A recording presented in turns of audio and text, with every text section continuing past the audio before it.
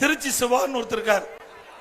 அவர் மாநிலங்களவையினுடைய திமுக அந்த குழு தலைவர். அவர் இன்னைக்கு ஒரு கருத்தை சொல்லியிருக்கிறார். 2 நாளைக்கு முந்தி திரு காமராஜர் பத்தி ஒரு அவதூறா ஒரு செய்தி வெளியிட்டிருக்கார். திரு காமராஜர் அவர்கள் வேறு கட்சியா இருந்தாலும் ஒட்டுமொத்த தமிழ் மக்களையும் அவர் ஒரு நேசிக்கின்ற தலைவர், தேசிய தலைவராக இருந்தவர். அப்படிப்பட்ட தலைவரை இவர் வேண்டுமென்றே திட்டமிட்டு ஒரு அவதூறான செய்தி வெளியிட்டது கண்டிக்கத்தக்கது. அதுவும் சாதாரண ஆள் இல்ல.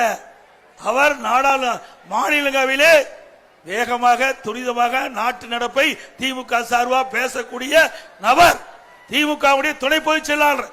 அப்படி இருக்கின்ற ஒருவர் திரு காமராஜ் அவர்களை தவறாக பேசலாமா? மன்னிக்க முடியுமா?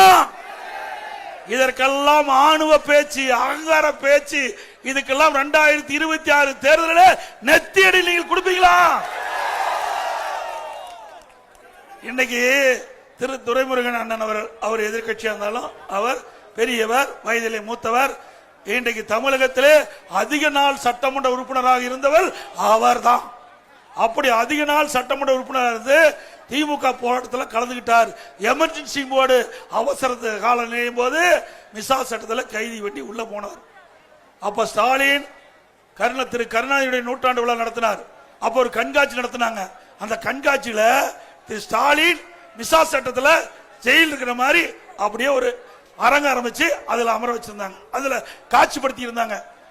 ஏப்பா உனக்கு முதலமைச்சர் அதனால எல்லாம் செஞ்சுட்ட. திரு துரைமுருகன் அவ்வளவு கஷ்டப்பட்டாரு. அவரை பத்தி ஏதாவது நினைச்சு பார்த்தீங்கன்னா சரி விட்டுருங்க.